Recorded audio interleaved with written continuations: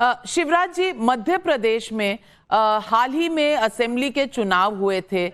आप मुख्यमंत्री की तौर पर आपने पूरी जमीन तैयार की और बाद में आप मुख्यमंत्री नहीं बने।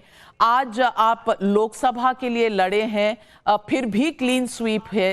आपको कभी पर्सनल तौर पे ऐसा लगता है कि शायद उतना श्रेय नहीं मिला जितना मिलना चाहिए था? ये श्रेय के लिए हम लोग काम नहीं करते मैडम। हम भारतीय जनता पार्टी के कार्यकर्ता अपने देश के लिए काम करते हैं, जनता की सेवा के लिए काम करते हैं भारतीय जनता पार्टी के माध्यम से। भारतीय जनता पार्टी हमारे लिए श्रेय या पद प्राप्ति का माध्यम नहीं है, राष्ट्रीय पुनर्निर्माण का मिशन है और उस मिशन के हम कार्यकर्ता हैं। हमको जो काम दे दिया जाता है उसको पूरी मेहनत और प्रामाणिकता के साथ करना अपना कर्तव्य समझते हैं। कुल मिला के सामूहिक नेतृत्व है। मध्य प्रदेश में सबने मेहनत की, परिश्रम किया। प्रदेश अध्यक्ष, मुख्यमंत्री, संगठन महामंत्री, पूरी टीम और गिलहरी की तरह मैंने भी योगदान दिया, दिन और रात काम किया, क्योंकि मैं पार्टी का समर्पित कार्यकर्ता हूं। तो कैसे पार्टी शानदार सफलता प्राप्त करे, इसके लिए हम सब लोग जुटे रहे।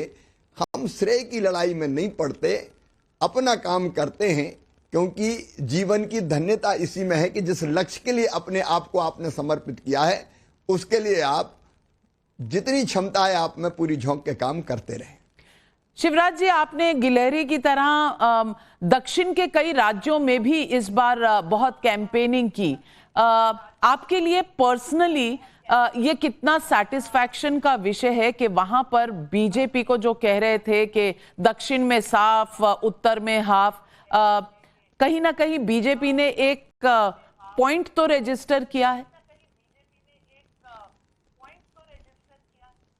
मेरे लिए ये बहुत आनंद का विषय है, भाव विभोर करने वाला है कि तेलंगाना में आप देखिए हमने शानदार प्रदर्शन किया है, आंध्र में हमने टीडीपी के साथ, एनडीए के साथ मिलकर सरकार बनाई, हमारा वोटिंग परसेंटेज काफ़ी बढ़ा है। आप अगर तमिलनाडु देखें तो सीट हमें नहीं मिली, लेकिन शुरुआत हमारी कितनी अच्छी है, 11.24% वोट हम लेके आए हैं। केरला में हमने खाता खोल लिया है और वोटिंग का परसेंट भी हमारा 17 के आसपास हो गया है। तो दक्षिण के राज्यों को ओवरऑल अगर हम देखते हैं तो मन में आनंद होता है कि हमने बहुत अच्छा प्रारंभ किया है और अब दक्षिण में भारतीय जनता पार्टी तेजी से आगे बढ़ रही है। आज हम अखिल भारतीय पार्टी हैं, तो वास्तव में हर एक राज्य में हमारी बहुत प्रभावी उपस्थिति है। पूरब, पश्चिम, उत्तर, दक्षिण कोई हिस्सा भाजपा से अछूता नहीं है। शिवराज जी, जो बीजेपी सबसे बड़ी पार्टी है देश में, इसमें कोई संदेह नहीं है और ये बड़ी बात है। जैसे आपने कहा कि तीसरी बार इस तरह के नंबर आना कोई छोटी उपलब्धि नहीं है, लेकिन पार्टी ने अंदर तो देखा होगा कि कहीं कहीं ग्रामीण इलाकों में और एक के लोअर कास्ट और दलित्स के जो एससी वोट जो है वो कहीं छिटकता हुआ नजर आ रहा है। आपको लगता है कि ये जो नंबर गिरे हैं बीजेपी के, इसी वजह से गिरे हैं और यहाँ पर शायद एक नई स्ट्रैटेजी, नई ऊर्जा की जरूरत है? सबका साथ, सबका विकास और सबका विश्वास, ये हमारा मूल मंत्र है। बाय लार्ज अगर देखें तो पार्टी को हर तबके का समर्थन मिला है, फिर भी हमने कई जगह बहुत अच्छा परिणाम दिया है, बहुत अच्छी सफलता प्राप्त की है। कुछ जगह अगर कहीं कोई कमी हुई है तो उसके बारे में पार्टी गंभीरता से देखेगी, सोचेगी, लेकिन ओवरऑल जैसा आपने स्वयं बताया, तीसरी बार ऐसी सफलता प्राप्त करना ये अपने आप में एक चमत्कार है और इंडी गठबंधन को खुश होने का कोई कारण नहीं है, क्योंकि यही लोग थे जब 2009 में 206 सीटें प्राप्त हुई तब इन्हें सरकार बनाई।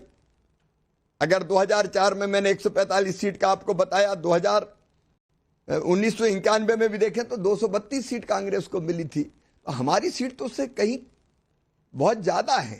इसलिए यह भी पहली बार हुआ है कि हम इतनी सीटें बहुमत प्राप्त करने के बाद, अगर केवल बीजेपी की सीट देखें तो इतनी सीटें हमने प्राप्त की है, लेकिन अगर कहीं कोई कमी रही है किसी राज्य में तो उसका विश्लेषण करेंगे। कई जगह हम बढ़े हैं, कई जगह हमने क्लीन स्वीप किया है, कई जगह थोड़ी सीटें घटी है, तो उसका पूरा विश्लेषण पार्टी करती है, करेगी। शिवराज जी, आपको लगता है कि जिस तरह एक मेजॉरिटी सरकार 2014-2019 से चल रही थी, शायद उसका एक तरीका, एक स्टाइल अब बदलेगा, क्योंकि अब कोalition की सरकार आएगी और जब अलायंस पार्टनर साथ होते हैं तो कैलकुलेशंस और केमिस्ट्री थोड़ी अलग होती है। आपको इसका बहुत एक्सपीरियंस है, आप इतने दिनों से बीजेपी में हैं, आपने कई सरकारें देखी हैं। आपको क्या लगता है, स्टाइल बदलेगा जो सरकार है दिल्ली में? कि मोदी जी देश के लिए काम कर रहे हैं, उनका संकल्प है विकसित भारत का निर्माण। एक बड़े लक्ष्य के लिए मोदी जी काम कर रहे हैं, पर हमारे जो सहयोगी है वो भी उस लक्ष्य के लिए समर्पित है। मोदी जी के नेतृत्व में सबका विश्वास है, एनडीए पार्टनर्स भी, उनके नेता भी मोदी जी है, और मोदी जी अनंत शक्तियों के भंडार हैं। देश के लिए जो सोचते हैं वो केवल आज का नहीं सोचते, 2047 का भारत कैसा होगा इसके बारे में वो सोचते हैं।